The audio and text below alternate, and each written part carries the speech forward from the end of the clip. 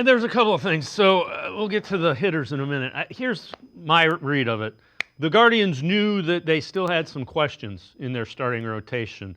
Bybee had done it for a little bit. Williams had done it for a little bit.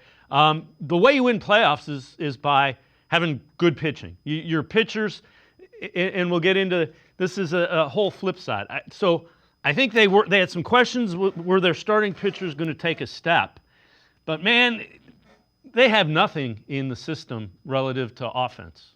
There are 17 guys have had 10 at-bats or more for the Guardians. 9 of them, Yep. 9 of them, over half of them are hitting under 180.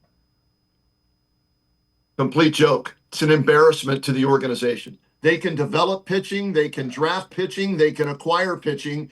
They have no luck whatsoever, maybe no skill, whoever is evaluating the players in assessing good hitting prospects. And then there are 2 that we're waiting to see, right? C.J. Kafis, Chase DeLauter. Now, are they going to save the season? No, but they can't be any worse than John Kenzie Noel, Jonathan Rodriguez, Nolan Jones. That's a disaster for the second time. They brought him back and he still can't hit, right? So it's time to here's where they are as far as position players, in my opinion. They have a third baseman, Jose Ramirez. They have a left fielder in Stephen Kwan, and they're the 2 all-stars. Everybody else stinks. The catching position is an embarrassment in Major League Baseball. Center field, I don't know who that is. Right field, they haven't had one since Sin Shu Chu. Second base, shortstop, they haven't replaced Frankie Lindor still. Second base, they had at least a decent defensive second baseman in Jimenez, who drove in 60 runs last year. I'd kill to have a guy drive in 60 runs in this offense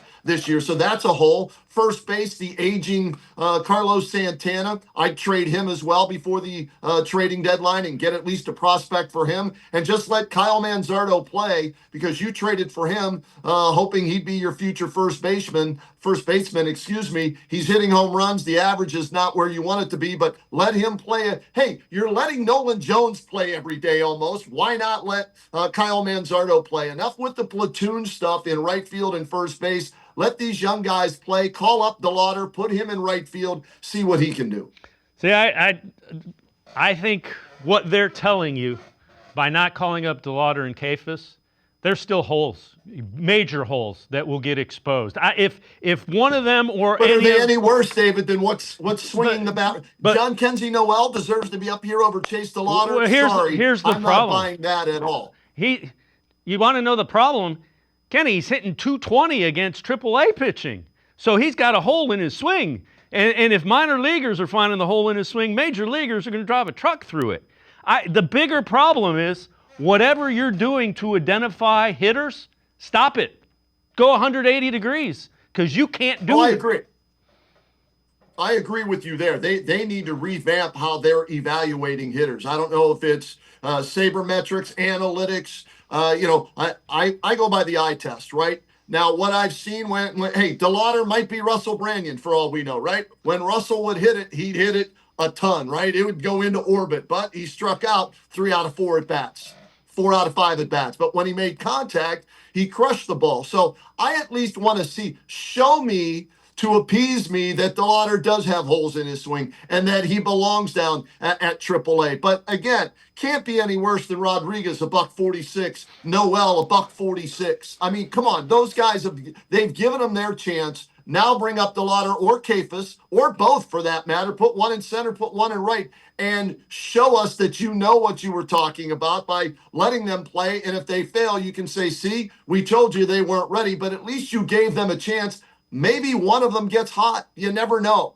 I go back to it can't be any worse than what we're seeing currently at the major league level. Yeah, and I don't argue. What I would say is if they truly think this guy is going to be a part of the future, don't bring him up if it's, right now he's got a looping swing, and my guess is he cannot hit something inside under his hands. His swing is kind of long, and the problem is you see the home runs that he's hitting. AAA pitchers make mistakes a lot more often. They're kind of hurting themselves by showing all these home runs. They're not showing the 220 that he's hitting against right-handed pitchers at the AAA level. But didn't he have a 16 or 17 game hitting streak recently? Didn't he have an on base streak? All right. They just promoted the heck out of Jose Ramirez's major league on base streak, right? Well, DeLauter down at the minor league level reached 30 games in a row, getting on base with a walk or a hit at least. So, like I said, can't be any worse. He's played 4 games in a row. Before last night, he was 3 of 16.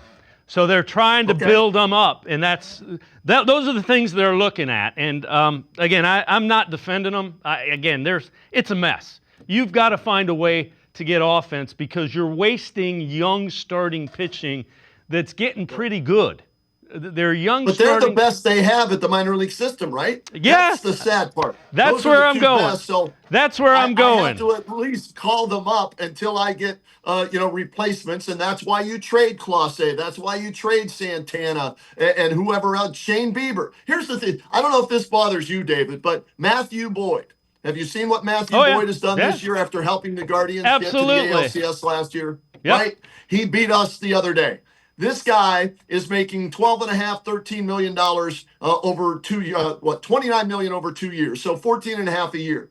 They decided, you know what? We'll give that money to Shane Bieber, who has not pitched a game for them yet this season. And in the meantime, Matthew Boyd is helping the Cubs to a first-place record and has postseason experience, but they didn't want to spend the money on him. They decided to give it to Bieber, who may or may not pitch for them this year. Again, that's a front office disaster, a horrible decision by the front office. Yep. And again, they're hoping to keep Bieber. Bieber can opt out. So if he pitches well, he can go Matthew Boyd them. And you could have kept Boyd for at least 2 years. With Bieber, you don't know if he's going to be back to where he once was. And if he is, he's not taking your salaries that you're going to be offering, right? He's going to leave anyway. So, again, not a good offseason for Paul Dolan, who probably, gave some marching orders as to how much money they could spend. You get rid of Josh Naylor, terrible move.